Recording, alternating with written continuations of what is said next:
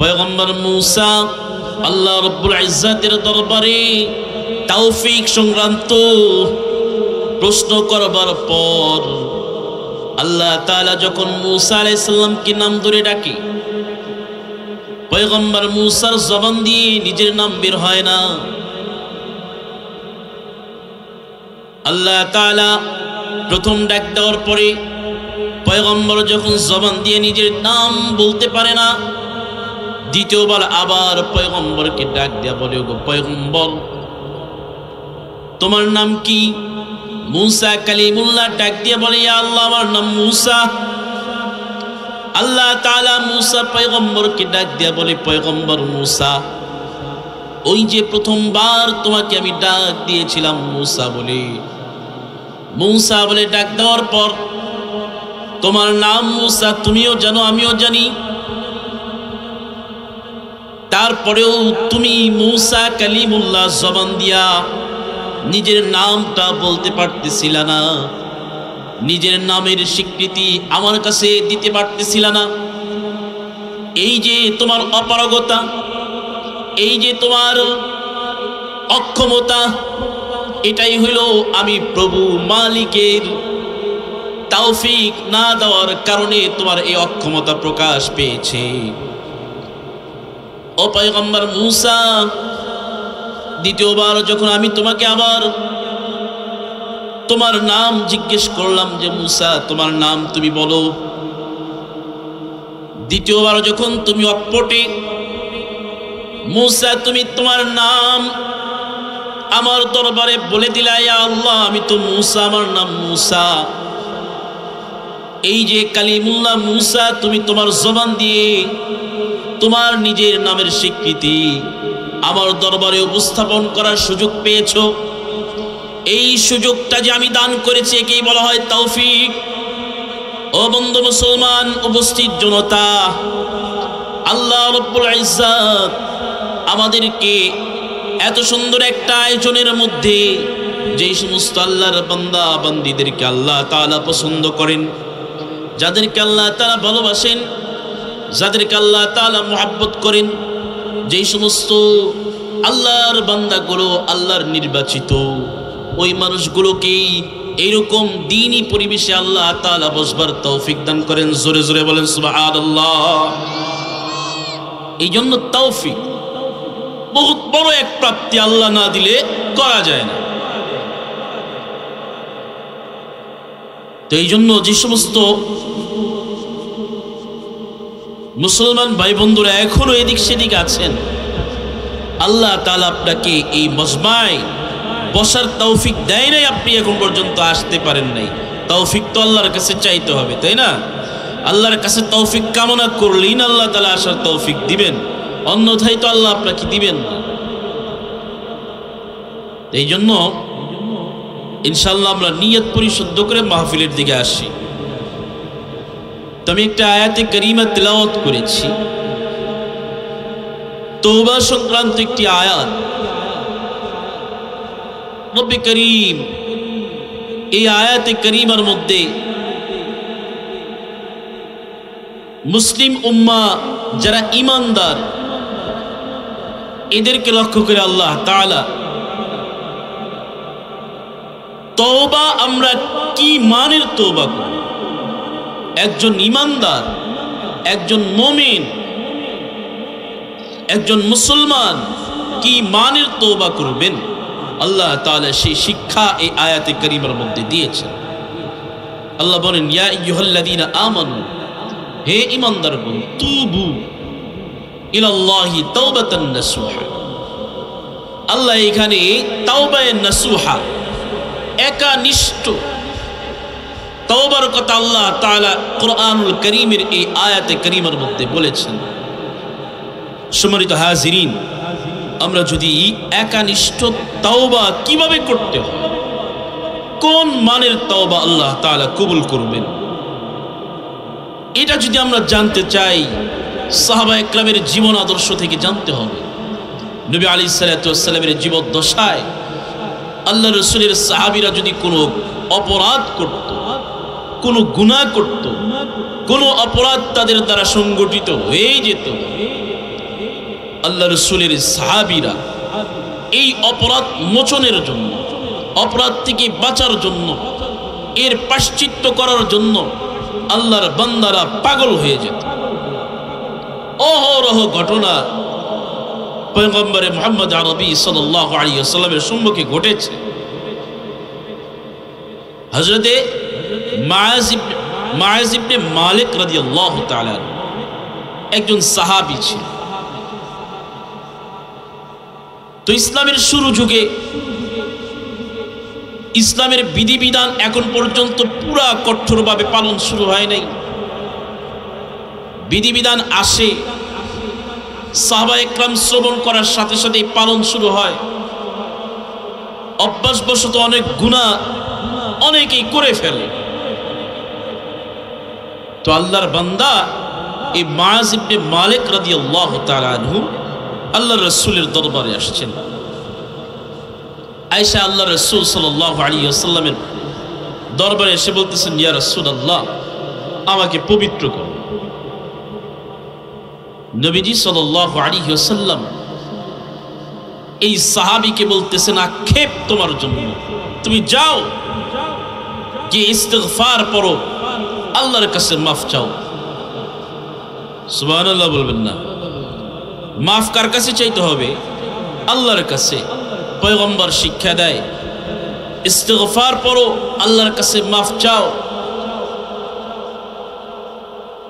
এই আল্লাহর বান্দা মাআজ ইবনে মালিক রাদিয়াল্লাহু তাআলা আনহু উঠে কিছু দূর চলে গেছে।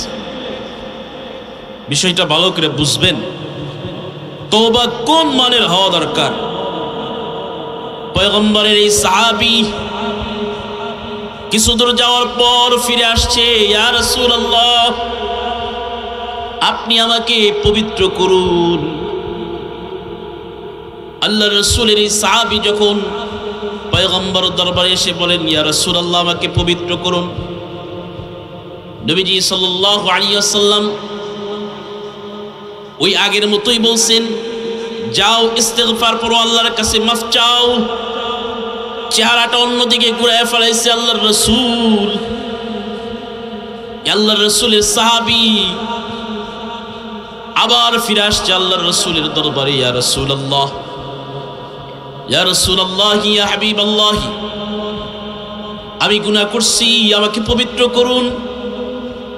পয়গম্বর আবার বলে, তোমার জন্য আক্ষেপ, যাও যাও ইস্তিগফার পড়ো, আল্লাহর কাছে মাফ চাও। একে একে আল্লাহর বান্দা মাআজ ইবনে মালিক রাদিয়াল্লাহু তাআলা আনহু, ভালো করে বুঝবেন, চারবার যখন পয়গম্বরের দরবারে আসছে, পয়গম্বর মুহাম্মদুর রাসূলুল্লাহ সাল্লাল্লাহু আলাইহি ওয়াসাল্লাম চারবার নবীজির দরবারে আসবার পর আল্লাহর রাসূল সাল্লাল্লাহু আলাইহি ওয়াসাল্লাম সাহাবীকে ডাক দিয়ে বলে, ও সাহাবী, আমি যে তোমাকে পবিত্র করব, কিসের থেকে পবিত্র করব? কি গুনাহ করছো, কি অপরাধ তোমার, যেই অপরাধের কারণে তুমি পবিত্র হওয়ার জন্য বারবার আমার দরবারে আসতেছো? হাদিসের মধ্যে আসছে আল্লাহর রাসূলের সাহাবী ডাক দিয়ে বলে, ও আল্লাহর রাসূল, আমি তো জিনা করছি, অপরাধ করছি, আমি আমার জিনার গুনাহ থেকে পরিত্রাণ চাই, আমি আমার জিনার গুনার প্রায়শ্চিত্ত করতে চাই, আমার জিনার এই গুনাহ থেকে আপনি আমাকে মুক্ত করে দেন। রাসূল আকরাম সাল্লাল্লাহু আলাইহি ওয়াসাল্লাম আল্লাহর রাসূলের এই সাহাবীর এই কথা শুনবার পর উপস্থিত সাহাবায়ে কেরাম যারা ছিল তাদেরকে ডাক দিয়ে বলতেছে, ও আমার সাহাবীরা, তোমাদের মাঝে মাআজ ইবনে মালিক নামক যেই আল্লাহর বান্দা নিজে জিনা করার স্বীকৃতি দিতেছে, জিনার গুনাহ করছে, এই জন্য পবিত্র হইতে চাইতেছে, এই লোকটা কি পাগল নাকি? রাসূল জিজ্ঞেস করে, কি পাগল নাকি? কারণ জিনার প্রায়শ্চিত্ত অনেক মারাত্মক, রজম করে মাইরা ফেলাইতে হবে। রাসূলের দরবারে এসে বলে, ইয়া রাসূলুল্লাহ, আমি জিনা করছি। এই জন্য রাসূল বলে, ও সাহাবীরা, এই ব্যক্তি কি পাগল? সাহাবায়ে কেরাম উত্তর দেয়, ইয়া রাসূলুল্লাহ, এই ব্যক্তি তো পাগল না, সুস্থ মানুষ। পয়গম্বর ডাক দেয়া বলে, তাইলে কি মদ খাইছে নাকি? নেশা করছে নাকি, জেনা করছে, এই স্বীকৃতি এতগুলো মানুষের মাঝে দিচ্ছে। এক সাহাবী দাঁড়ায় গেছে, দাঁড়ায় গিয়া রাসূল আকরাম সাল্লাল্লাহু আলাইহি ওয়াসাল্লামের সাহাবী মায়েজ ইবনে মালিকের জবানের কাছে নিজের নাকটা লাগাইছে। নাকটা লাগায় আল্লাহর রাসূলের বলে, ও আল্লাহর রাসূল, মায়েজ ইবনে মালিক তো নেশা করে নাই, তার মুখে তো মদের কোনো গন্ধ নাই, খমরের কোনো গন্ধ তার জবানের মধ্যে পাওয়া যায় না, মুখের মধ্যে পাওয়া যায় না। পয়গম্বর মুহাম্মদুর রাসূলুল্লাহ সাল্লাল্লাহু আলাইহি ওয়াসাল্লাম সাহাবা একরামকে ডাক দিয়ে বলল, ও আমার সাহাবীরা, মায়েজ ইবনে মালিককে তোমরা রজম করে মেরে ফেলাও। সাহাবা একরাম রাসূল আকরাম সাল্লাল্লাহু আলাইহি ওয়াসাল্লামের হুকুম পাইয়া মায়েজ ইবনে মালিক রাদিয়াল্লাহু তাআলা আনহুকে পাথর নিক্ষেপ করতে করতে আল্লাহর বান্দারে দুনিয়া থেকে বিদায় দিয়ে দিছে। 2-3 দিন পর আল্লাহর রাসূল সাল্লাল্লাহু আলাইহি ওয়াসাল্লাম সাহাবা একরামের মাঝে যখন নবী আলাইহিস সালাতু ওয়াস সালাম আগমন করছে, নবীজি আমার ডাক দিয়ে সাহাবা একরামকে বলে, ও আমার সাহাবীরা, তোমরা মায়েজ ইবনে মালিকের জন্য ইস্তিগফার পড়তে থাকো, দোয়া করতে থাকো। রাসূল আকরাম সাল্লাল্লাহু আলাইহি ওয়াসাল্লাম বলেন, মায়েজ ইবনে মালিক যেই মানের তওবা করছে, তার তওবার মানটা এত উঁচু, এত উঁচু। মায়েজ ইবনে মালিকের এই তওবা যদি পুরা উম্মার মধ্যে বন্টন করে দেওয়া হয়, সমস্ত উম্মতে মুহাম্মাদি যেই গুনাহ করছে, সমস্ত উম্মতে মুহাম্মাদি যে অপরাধ করছে, সমস্ত উম্মতে মুহাম্মাদি যেই অপরাধে অপরাধী হয়েছে আল্লাহর দরবারে, মায়েজ ইবনে মালিক রাদিয়াল্লাহু তাআলা আনহু এত কঠোর তওবা করছে, তার তওবাটা এত বেশি আল্লাহর দরবারে কবুল হয়েছে। মায়েজ ইবনে মালিকের এই তওবা যদি পুরা উম্মতের মধ্যে বন্টন করে দেওয়া হয়, তাহলে আল্লাহ তাআলা সমস্ত উম্মতকে মাফ করে দিবেন। সুবহানাল্লাহ। মায়েজ ইবনে মালিকের তওবা মাকামটা এত উঁচু ছিল, তওবার ধরনটা এত কঠোর ছিল, সমস্ত মুসলিম উম্মার গুনার বদলায় এই তওবা গ্রহণ করলেও আল্লাহ সবাইকে মাফ করে দিবেন। সুবহানাল্লাহ। এই দৃশ্য দেখা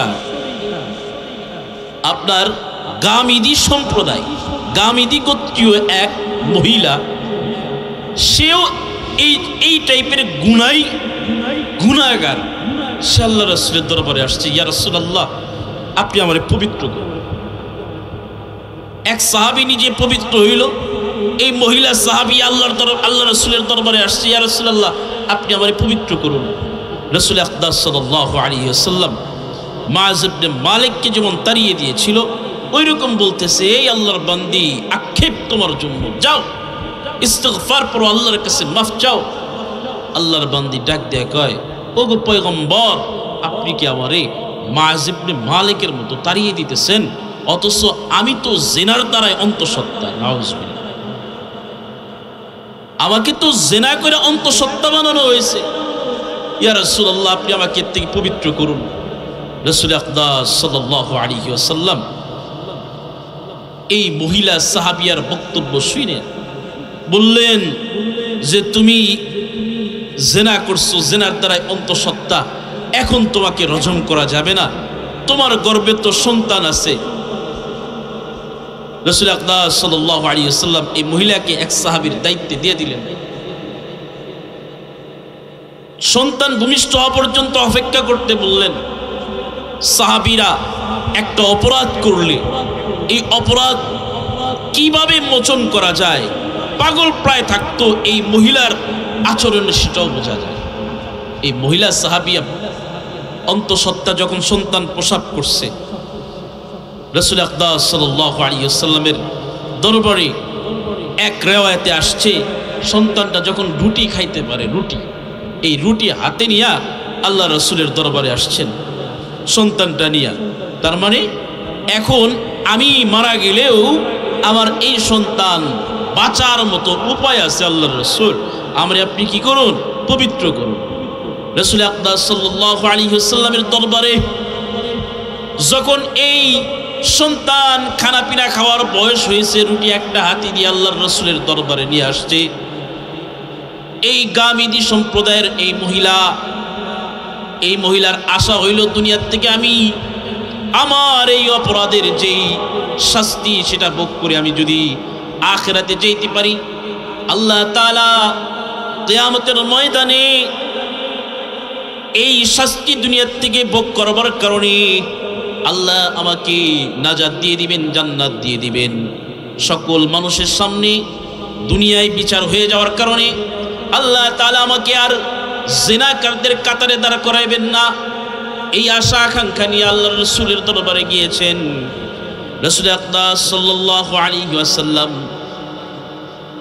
এই মহিলার আবদার পূরণ করতে গিয়ে নবীজি আমার তার সন্তানকে এক সাহাবীর দায়িত্বে দিয়ে সাহাবা একরামকে বললেন, একটা গর্ত খনন করো। এই মহিলাকে বুক পর্যন্ত গর্তের মধ্যে ডাবানো হইল। এরপর পয়গম্বরের নির্দেশ অনুযায়ী তাকে রজম করা হইল, মানে পাথর নিক্ষেপ করে মেরে ফেলানো হইল। বন্ধু মুসলমান, পাথর যখন সাহাবা একরাম নিক্ষেপ করতেছিল, হযরতে খালিদ ইবনে ওয়ালিদ রাদিয়াল্লাহু তাআলা আনহু উনি যখন এই মহিলার কাছাকাছি গিয়ে একটা পাথর তার মাথার মধ্যে নিক্ষেপ করছে, ভালো করে বুঝবেন, এক ফোঁটা রক্ত হযরতে খালিদ ইবনে ওয়ালিদ রাদিয়াল্লাহু তাআলা আনহুর শরীরে লেগে গিয়েছে। খালিদ ইবনে ওয়ালিদ রাদিয়াল্লাহু তাআলা আনহু তাকে তিরস্কার শুরু করছে। পয়গম্বর ডাক দিয়ে বলে, ও খালিদ ইবনে ওয়ালিদ, তুমি এই মহিলাকে তিরস্কার করো না, কারণ হইল এই মহিলা এমন তওবা করছে, মহিলার তওবাটা আল্লাহ তাআলা এমন ভাবে কবুল করছে, কবুলিয়াতের এত উচ্চ পর্যায়ে আল্লাহ তাআলা তার তওবাটাকে গ্রহণ করছে। কোন জালেম সেও যদি এর মতো তওবা করত, তাহলে আল্লাহ তাআলা ওই ব্যক্তির তওবাও কি করত, কবুল করত। সুবহানাল্লাহ। এই জন্য আল্লাহর বান্দা খালিদ ইবনে ওয়ালিদ, তুমি তার তিরস্কার করবা না, কারণ হইল মুহাম্মদুর রাসূলুল্লাহ সাল্লাল্লাহু আলাইহি ওয়াসাল্লাম শিক্ষা দিয়েছেন, একজন মানুষ যদি একনিষ্ঠভাবে তওবা করে, একনিষ্ঠভাবে তার গুনাহ থেকে সে বেঁচে আসে, সমস্ত গুনাহ যদি পরিত্যাগ কইরা জীবনে ওই গুনাহ না করার সংকল্প নিয়ে যদি আল্লাহর দরবারে হাজিরা দেয়, আল্লাহ তাআলা নিঃসন্দেহে আল্লাহর বান্দারে মাফ করে দিবে। এই জন্য বন্ধু মুসলমান, আমরা যদি আমাদের নিজেদের জীবনটা সাজাইতে চাই, ওই কিয়ামতের ময়দানে হাজার লক্ষ কোটি মানুষের মাঝে যদি লজ্জিত না হতে চাই, তাহলে আমরা জীবনে যত গুনাহ করেছি, যত অপরাধ করেছি, যত পাপ করেছি, যত অপকর্ম আমার দ্বারা হয়েছে, এই জন্য রাতের আধারে চোখের দুইটা ফোঁটা পানি ফেলে আল্লাহর দরবারে দোয়া করা, আল্লাহ জীবন যৌবনে কত গুনাহ করছি, কত অপরাধ করছি, আল্লাহ না বুঝা অপরাধগুলো করেছি, এখন বুঝ আসছে, আল্লাহ তুমি মাফ করে দাও, ক্ষমা করে দাও। কায়ো মানবকে যদি এরকম ভাবে আল্লাহর দরবারে আমরা দোয়া করতে পারি, নিঃসন্দেহে আল্লাহ তাআলা আমাদের দোয়া কবুল করবেন। সবাই বলি সুবহানাল্লাহ। এই জন্য আমাকে আপনাকে পরিশুদ্ধ হয়ে আল্লাহর দরবারে দাঁড়াইতে হবে।